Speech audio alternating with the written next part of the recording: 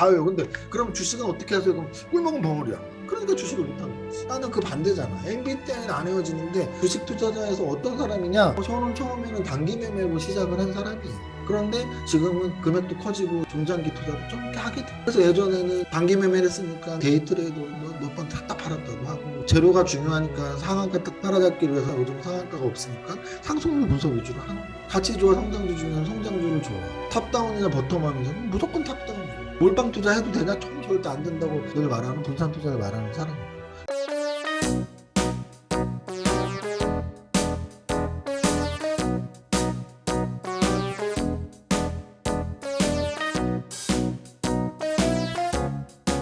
안녕하세요. 오늘 수업 시작하겠습니다. 자, 오늘은 8번의 수업 중에 마지막 날이고요. 첫날은 부자의 공식 G 곱하기 R에 대한 설명, 왜 우리가 부자가 돼야 되는지, G 곱하기 R은 뭔지. 둘째 날은 슈퍼개미의 왕초보 주식 수업이 1장에 해당하는 주식 왕초보가 꼭 알아야 할 기초 지식, 이렇게 처음에 2번을 했고요. 나머지 6번은 정보 분석 2번, 차트에 의한 가격 분석 2번, 그리고 재무제표에 의한 가치 분석 2번. 그래서 오늘 가치 분석 2번째 수업 시간이고요. 오늘까지 하면 슈퍼개미의 왕초보 주식 수업 한 권을 여러분들이 저랑 같이 공부했다고 보시면 돼요. 근데 이제 수업만 들었느냐, 아니면 수업 듣고 복습도 했느냐, 숙제도 했느냐, 뭐 이 차이일 거예요 아마. 수업 뭐 이렇게 한두 번씩 빠지면서 급급하게 겨우겨우 따라오신 분들은 뭔가 얻었나 싶다가 한 일주일만 지나면 8주 전 그 모습 그대로 간다고 보시면 됩니다. 주식 원래 못하던 사람이 나 주식 잘하면 큰일 나 뭐 이런 마음으로 지금 주식하는 건 아닐 거 아니에요. 주식 잘하고 싶어서 하는 거니까 명심하시고, 요번 8주 동안 좀 열심히 안 따라온 사람은 그러니까 해당이 아예 안 되고, 열심히 따라온 사람들은 8주가 끝났더라도 약간 루틴화 시키길 바래요. 루틴화 시켜서 종목들의 재무제표도 자주 찾는 습관, 그리고 탑 30을 중심으로 재료를 찾는 습관, 코스피 200을 중심으로 차트를 돌려보는 습관, 그 습관을 루틴화 시킨다면 나쁘지 않을 겁니다. 오늘은 6, 7, 8장 하면 되고요. 우리가 재무제표하면 재무에 관련된 여러 가지 표예요. 여러 가지 표. 그 여러 가지 표에는 가장 기본적으로는 재무상태표랑 손익계산서가 있다고 보시면 되고요. 그다음에 이제 현금흐름표하고 자본변동표가 있어요. 좀 어려운 내용이에요. 그래서 재무상태표랑 손익계산서도 모르는데 현금흐름표를 이해할 수 있을까? 라는 의문은 저는 늘 갖고 있어요. 그래도 우리가 쪽집게 수업을 받듯이 현금흐름표에서 그래도 이것만은 알아야 돼 정도만 설명을 드려볼게요.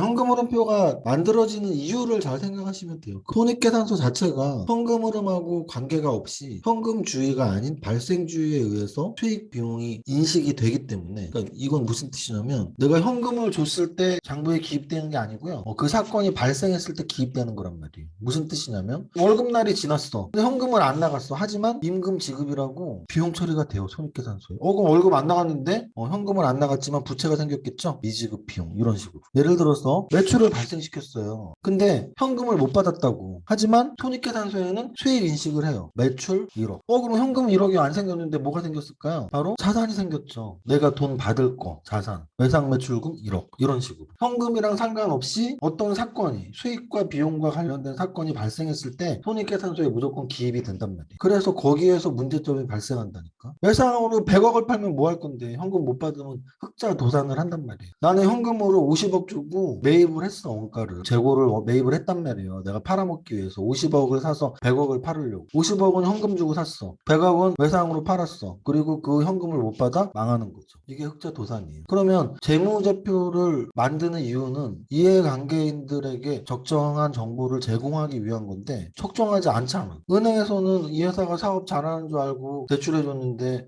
흑자 도산.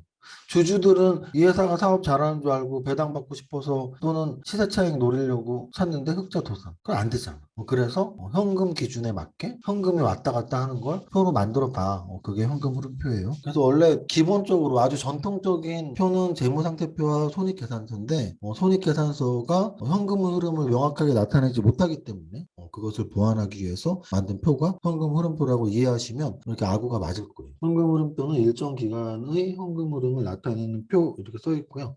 이제 이 현금 흐름표에는 세 가지 현금 흐름을 구분해서 구분 기재를 하도록 되어 있어요. 예를 들어서 대차대조표에서 자산 계정, 부채 계정, 자본 계정이 있는 것처럼, 또는 손익계산서에서 매출 총이익, 영업이익, 당기순이익이 구분되어 계산되어지는 것처럼 현금 흐름표에서는 영업활동에 의한 현금 흐름, 투자 활동에 의한 현금 흐름, 재무 활동에 의한 현금 흐름 이 세 가지로 나누어져서 현금 흐름을 기록하게 되어 있어요. 세 가지에서 가장 중요한 현금 흐름은 당연히 영업 활동에 의한 현금 흐름이에요. 그러니까 개인들의 재무제표랑 생각해 보면 다 비슷하게 맞아 떨어져요. 개인들의 현금 흐름도 세 가지가 있을 수 있죠. 내 직업, 내 노동 활동에 의한 현금 흐름. 또 우리는 사업소득 또는 근로소득이라고 하죠. 또는 내가 주식 투자나 부동산 투자를 했어. 그거는 내 몸값하고는 상관없이 뭐 1년에 한 번, 5년에 한 번씩 나한테 큰 수익을 주죠. 투자 활동에 의한 현금 흐름이죠. 재무 활동에 의한 현금 흐름은 뭘까요? 내가 은행에서 돈을 빌리거나 또는 은행에 돈을 갚거나 그런 것들이 재무 활동에 의한 현금 흐름이죠. 이해하셨어요? 우리 개인들도 나의 노동 활동에 의한 현금 흐름, 투자 활동에 의한 현금 흐름 또는 재무 활동에 의한 현금 흐름이 있듯이 기업도 똑같아요. 그래도 기업의 사업 본연에 맞는 영업 활동에 의해서 현금이 흘러간 게 영업 활동에 의한 현금 흐름 또는 뭐 기계를 사거나 공장 부지를 팔거나 이렇게 샀다 팔았다 공장을 사거나 팔거나 기계를 사거나 팔았을 때 들어오는 현금 흐름들이 투자 활동에 의한 현금 흐름 또는 은행에서 돈을 빌리거나 돈을 갚거나 또는 우리 회사채를 발행하거나 회사채를 상환을 하거나 또는 주식을 발행하거나 배당을 주거나 이런 것들이 모두 재무 활동에 의한 현금 흐름이에요. 셋 중에 제일 중요한 건 당연히 영업 활동에 의한 현금 흐름이에요.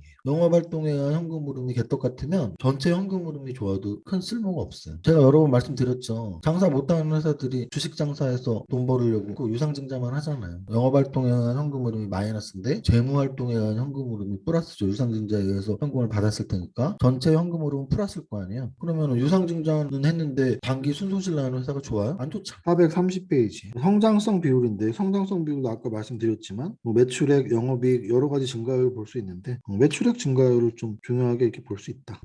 431페이지에 주식시장에서 오랫동안 계속된 논쟁거리가 있습니다. 가치주 대 성장주 어느 것이 좋은가 하는 것. 물론 무엇이 가치주의고 성장주의인가에 대해서 의견이 분분하지만 가치와 성장 중에 하나를 택해야 한다면 저는 가치보다는 성장을 선호합니다. 이게 성장주의 투자라보다 훨씬 먼저 나온 책이에요. 제가 여러 번 말씀드렸지만 주식 투자를 좀 오래 2년, 3년 이상 하신 분들은 나는 어떤 투자자인가 했을 때 명확하게 말할 수 있어야 돼요. MBTI 같은 것만 말하지 말고 저는 뭐 인티제예요. 뭐 제가 유튜브 그 댓글 하나에 맨날 집에서 울고 있고요. 그렇게 자기 거 잘해오더라. 다 외워. 근데 그럼 주식은 어떻게 하세요? 그럼 꿀먹은 벙어리야. 그러니까 주식을 못하는 거지. 나는 그 반대잖아. MBTI는 안 헤어지는데 주식 투자자에서 어떤 사람이냐? 저는 처음에는 단기 매매로 시작을 한 사람이에요. 그런데 지금은 금액도 커지고 중장기 투자도 좀 이렇게 하게 돼. 그래서 예전에는 단기 매매를 했으니까 데이트레이도 몇 번 탔다 팔았다도 하고 재료가 중요하니까 상한가 딱 따라잡기 위해서 요즘은 상한가가 없으니까 상승률 분석 위주로 하는 거. 가치주와 성장주 중에는 성장주를 좋아. 탑다운이나 버텀업이면 무조건 탑다운이고 몰빵 투자해도 되냐? 저는 절대 안 된다고 늘 말하는 분산 투자를 말하는 사람이에요. 이렇게 자기가 어떤 스타일인지를 명확하게 알아야 돼. 성장주에 투자라는 책 제목이 그냥 나온 게 아니고 원래 저는 성장주를 좋아했어요. 원래. 근데 이제 성장주의 개념이 어떤 거냐의 차이인데 저는 그 기업이 나날이 발전하는 그래서 소비주가 성장주일 수도 있어요. LG생활건강이 지금은 반토막이 났지만 작년 재작년까지는 굉장히 완벽한 성장주였어요. 연봉상으로 매년 증가하는 주가가 증가하고 이익이 증가하는 성장주의 개념은 꼭 첨단 산업에만 있는 건 아니다. 그 기업이 성장하고 있으면 성장주다. 예를 들어 손흥민 선수가 성장 선수죠. 왜? EPL 득점왕 먹었잖아. 작년 재작년에 못 먹었잖아. 성장주는 뭐냐면 지금이 최고인 게 성장주거든. 매일매일 증가해서 지금이 최고인 게 성장주야. 손흥민 선수는 어제가 최고였을 거 아니에요. EPL 득점왕을 처음 먹었으니까. 그러면 어제까지 손흥민 선수는 EPL에서 계속 성장한 거야. 성장 선수지. 성장주는 그런 개념이에요. 그런데 다시 한번 말하지만 여러분들이 주식을 하는 이유가 5년 후에 아유 이세무사랑 주식 공부할 땐 재밌었어. 일주일에 책 한 권 읽었는데 그러려고 지금 저랑 공부한 거예요? 아니잖아.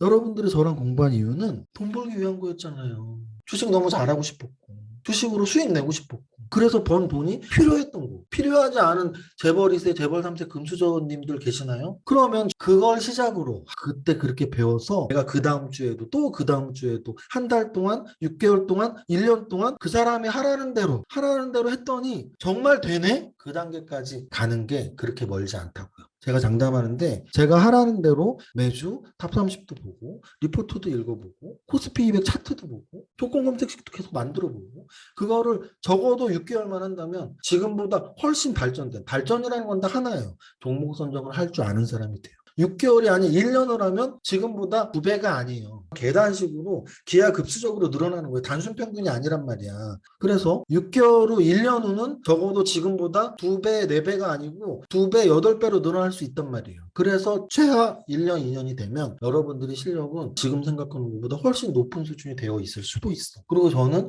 저한테 배운 분들 중에 몇 번 봤어요. 저한테 대놓고 그랬어요. 자기는 주식을 해본 적도 없는 사람인데 미운 어린 새끼가 오리가 자기 엄마인 것처럼 이세무사님이 주식의 엄마래요. 하라는 대로만 했대. 그렇게 2년을 했는데 자기는 이 세상 어떤 누구도 부럽지가 않대. 성공했다라 말할 수 있을 정도의 주식 투자 수익을 벌었기 때문에. 그러면 돈만 번 게 아니에요, 그건. 자기 자신이 무언가를 해낸 거야. 그럼 누구와 비교해도 나는 돈을 번 거 플러스 주식으로 성공한 사람이라는 게 생긴 거예요, 내 마음속에. 그게 1년, 2년 걸리는 거라고. 5년, 10년이 걸리는 게 아니고. 해보면, 아, 이래서 하라 그런 거구나. 라는 걸 알 수 있으니까. 그렇게 한번 만들어 보시라고. 간단해요. 우리는 돈 벌려고 주식 투자하는 거고, 돈 벌려면은 종목 선정 잘하면 돼. 종목 선정 잘하려면 3박자로 좋은 종목을 골라내는 거고, 저는 그 3박자의 각 파트, 차트를 어떻게 보는지, 코스피 200으로 연습해. 재무제표 어떻게 보는지 스크리닝 해봐. 조건 검색해봐, 오늘부터. 그리고 재료는 어떻게 보는지, 올라가는 재료는 탑 30에 숨어 있으니까 열심히 재료 찾아봐. 앞으로 실습을 하고 실전에 적용하는 건 여러분들의 몫이라고 생각합니다. 뭐 여기까지 하고요. 어쨌든 대단한 학교는 아니었지만 그래도 8회 동안 저도 시간 맞춰갖고 하루에 2시간씩 한 번도 빠지지 않고 입장하신 분들, 또 숙제도 한 번도 안 빼놓고 이렇게 하신 분들, 뭐 하루 이틀 안 될 수 있죠. 출석을 최대한 하려고 노력하고 숙제 최대한 하려고 노력하신 분들 포함한 모든 시작할 때부터 있었던 부자학교 학생분들, 우리 최후의 목적인 성공 투자하셔갖고 10년 안에 배국 부자 되시기 바랍니다. 감사합니다. 이세무사의 장중시황은 밸런스 투자 아카데미 텔레그램을 통해 받으실 수 있습니다. 안녕하세요, 이정훈 세무사입니다. 11시 20분 현재 거래소 지수는 마이너스 1.5%, 코스닥 지수는 마이너스 2.28%로 오늘 다시 연중 최저점을 갱신하면서 음선으로 하락하고 있습니다. 떨어지는 칼날이 땅에 안 꽂혔네요. 6월 이후 하루의 짧은 양선이 다음날 양선으로 이어지지 못하고 더 긴 음선으로 내리꽂히는데 오늘도 그런 하루네요. 어제 미증시 상승, 현재 미선물 상황, 일본, 홍콩, 상해, 대만, 호주 등 모든 수치 중에 우리 증시 하락폭이 오늘도 유난히 더 큰 하루입니다. 6월 현재 거래소 마이너스 12%, 코스닥 마이너스 15%, 다우 마이너스 7%, 나스닥 마이너스 8%, 일본 마이너스 3%, 홍콩 플러스 0.1%, 상해 플러스 3.6%, 대만 마이너스 6%, 미국과 아시아 주요국 상승 하락률을 보면 우리 증시가 얼마나 6월에 나홀로 급락에 가까운 하락을 하는지를 알 수 있네요. 다른 나라 대비 2배, 3배, 4배 하락률이 나오는 이유는 여러 번 말씀드렸지만 금융정책이나 재정정책에 따른 환율 변화, 지정학적 리스크 변화, 한국 기업의 실적 변화 등일 텐데 누구 하나 어떤 기관 하나 나서서 명확하게 제시할 수 있는 성질은 아니니 답답할 뿐입니다. 단순히 미국 금리 인상, 러시아 전쟁,